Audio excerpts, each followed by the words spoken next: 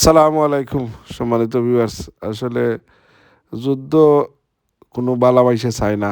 আর Russia একজনের লগে যুদ্ধ জড়িত হওয়া, এটা হইল হৌ জাতির তারার রক্তর মাঝে এটা। যাই হোক, যে একটা শোকিং নিউজ আইছে, এই নিউজটা আপনারা দেখিল। নিউজটা যদি সত্যি হইয়া থাকে তে আসলে খুবই দুঃখজনক।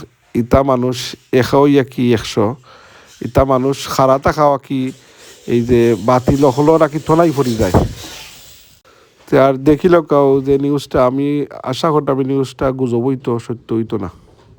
Determined effort by President Donald Trump to topple the Iranian regime. And if true, the reports coming to us now from Israeli Channel 12 that Ayatollah Ali Khamenei is dead, then they have indeed toppled the very head of that regime.